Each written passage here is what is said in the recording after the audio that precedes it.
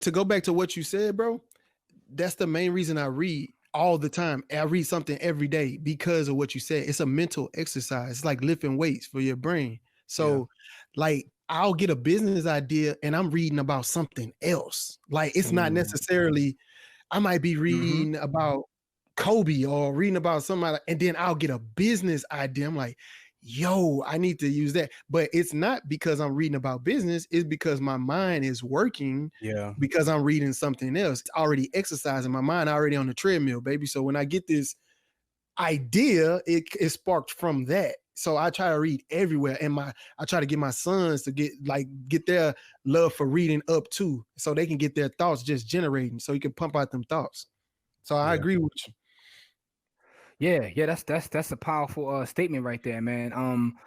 And it's amazing how much information is in books that you just don't get every day, like everywhere. I'm reading a book currently. It's called Rat Fucked.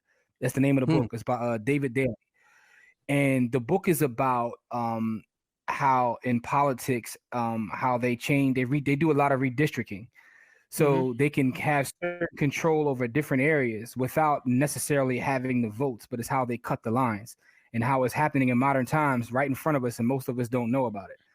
And you know, as they read it and they start breaking down the facts, and you say, "Oh, that's why that happened," or "That's why that happened." Like, and these things are happening right in front of my eyes, but I had no idea until I was able to read this book and someone put it all together and explain certain things and give you certain facts to back up their explanation. But reading is just powerful overall, man, which is why, I definitely wanted to highlight you guys' platform because, you guys talk about books, but you talk about them in a way that the average person can relate.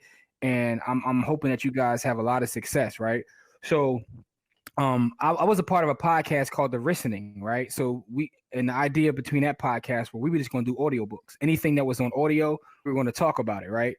And we did an episode. Our episode we did was the Bobby Brown bio, right? And I know that has nothing to do with business or anything, but it was just an interesting experience to hear. So one of the reasons I want to talk to you is to hear someone who reads books to get their perspective on it, right?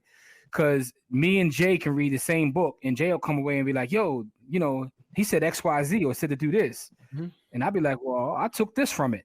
And that's another powerful thing about books. Do you guys ever find yourselves like reading the same book, and when you guys go to talk about it, you're bringing different things from that book? That's the reason why I won't record individually without Corey, because sometimes to speed up our process, I recommend, I'm like, bro, I can just go in the lab, get mine in real quick, on some rapper type stuff, but you know what I'm saying? Like I'm trying to relate this to rap. I'm like, man, let me just lay my verse, bro. You know what I'm saying? Then we mix it later. You know what I'm saying? It's good. But I can't do that. And the reason why I can't do that is because of his opinion. For instance, anytime I get sparked up, I'm calling Corey, right? So I was reading about the Gold Reserve Act of 1934 just yesterday, right? And I had found in there, I was like, yo, this our next episode, fam. You know what I'm saying? And like, I get juiced up, but when I hit the Corey line and Corey give me another perspective, it just juiced me up some more. And now now I need to, because Corey give me the perspective of the common man. And sometimes he'd be like, Jay, only you understand stuff the way you understand stuff. So when I talk to Corey, it's like, I need to bust it down for Corey. And if I can bust it down for Corey, then I can bust it down for anybody. You know what I'm saying? Like, so I'll never not do nothing without him, because he gives me that other aspect of things. And you should look at it like this, or these are the questions that the person that's listening to you gonna have, Jay. So do it like that.